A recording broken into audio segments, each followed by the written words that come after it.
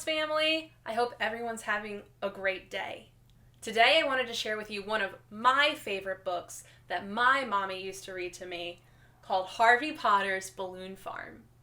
This book is about a young girl who wants to learn more about this magical farm that Harvey Potter has in her neighborhood. Let's read a little bit more to find out about the story. Harvey Potter was a very strange fellow indeed. He was a farmer, but he didn't farm like my daddy did. He farmed a genuine U.S. government-inspected balloon farm. No one knew exactly how he did it. Some folks say that it wasn't real, that it was magic. But I know what I saw, and those were real, actual balloons growing out of the plain old ground.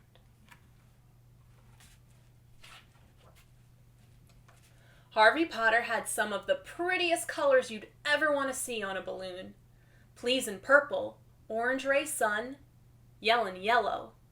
There was Rip Two-Shot red and Jelly Bean black, Bloomin' blue, and Grassy green. He had all kinds of shapes too.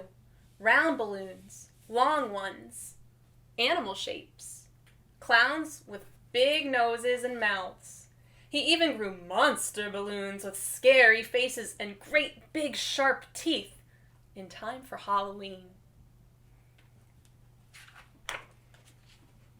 I tell you, Harvey Potter was a strange fellow all right. To look at him, he was quite plain. Never wore nothing to draw attention to himself. His hair was kept close cropped to his head. Overalls with a shirt underneath were his uniform. There was nothing special about his face either. What wasn't so plain about him was the conjure stick. He carried with him wherever he went. Sometimes he used it to scratch his back, but mostly he just carried it under his arm. It was Weasel Mayfield who called the government on him, so the government come out to Harvey Potter's balloon farm bright and early one morning. Our whole town turned out for them, and though nobody said what they thought, we all held our breath, hoping we could keep our balloons. We never knowed how to grow nothing but trees. Maple, sycamore, pine, oak, and regular kinds of stuff like corn and okra and tomatoes. But Harvey Potter grew balloons, and no one knew what he used for seed either. Anyway, the government men were standing around in white coats and white hats and white gloves. They kept us so far back we could hardly see. But I climbed right up in the sycamore tree and saw everything. They pulled and they poked and finally they pricked one of those plants with a pin. And what was supposed to happen did. The balloon popped. Even they couldn't argue with that. So they gave Harvey Potter the right to grow balloons. He never asked them for it, mind you. But he took it anyway, just to be polite. Let me tell you, it made everybody happy. Well, almost everybody. Weasel was sore. Now, I had quite an interest in Harvey Potter's balloon farm, and I decided I was going to get to know him. He didn't seem to mind. In fact, he let me get to know him right good. I'd bring him lemonade or sit on his porch and swing in his swing, but he never would confide in me about how he grew those balloons. I didn't pry. After a while, I just liked going around him. He didn't ask you no questions about why you weren't this or that. He just let a person be. He let a person sit and think out loud sometimes, and, well, that's a mighty good thing to do. Still, something in me was a hankering to know, so I decided I was just going to go out there in the nighttime. That was when he did his field work. I told you he was strange. To this day, I am indebted to that sycamore tree and to that big old moon. It was as full as it was wide that night. I saw him the second he opened his door, plain as day. He stood there on his front porch, hands inside his pockets, looking straight ahead where the fields were. That conjure stick was under his arm. He just stood there, eyes staring straight ahead at something off yonder ways. Then he came down off that porch. Step, step, step. His steps all seemed so big and so loud, It must have been his heavy field shoes. He walked down to the field and, without a sign of warning, commenced to holler. The next thing I knew, he started dancing and prancing with that stick held out in front of him, like it was his dancing partner. Then that stick started to glow a nice orangey color and stood up directly on its own. And when it rose up into the air, Harvey Potter rose up right along with it. The two of them were making some mighty fine footwork, 6 feet or so off the ground. They were a-floatin' and a-bobbin'. Why, it appeared as if the two of them had turned into glowing balloons themselves. Although it was a very strange sight, which got even stranger.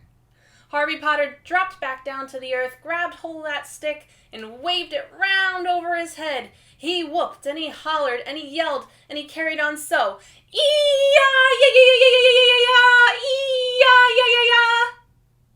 I'm not ashamed to say, I was a mighty scared. I would have jumped right down and run for home, but my eyes were just plain glued to Harvey Potter. Then Harvey let go of that stick and started to bounce and float over the field, dropping down here and there in nice, neat rows. All the while, Harvey screeched,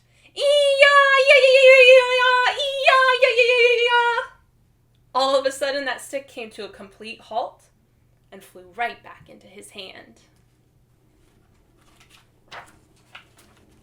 That's when Harvey Potter stopped screeching. He turned around and looked directly up at that sycamore tree. I thought for sure he saw me, but I guess not, 'cause he turned back on around and went into his house and didn't come out again. I climbed down and fell off to sleep waiting. In the morning, when I woke up wet with dew and shivering cold, little bitty colored mounds were popping up all over the ground. When I ran back after supper time, they had all come up in the glory of that day's sun. I tell you, it was a sight. Harvey Potter saw me out there in his fields admiring his latest crop of balloons. He said I could take as many as I wanted. I took 3. A clown and an elephant, and I couldn't resist the jelly bean black one. I didn't touch the monster ones on account of they were just too plain scary. Oh, those were the times. Harvey Potter went right on growing the best, prettiest balloons this side of anywhere. And we never heard a word from the government men again either. As for Weasel Mayfield, he was so riled up over the fun we were having with our balloons, he packed up and moved off to parts unknown. I remember those days well. It was the summer of '59, when I was hankering to leave home myself to find out what the world had to offer. Harvey Potter grew me a balloon that was big enough to carry me off. That's how I landed in this place here. I never did go back home, and never did want to.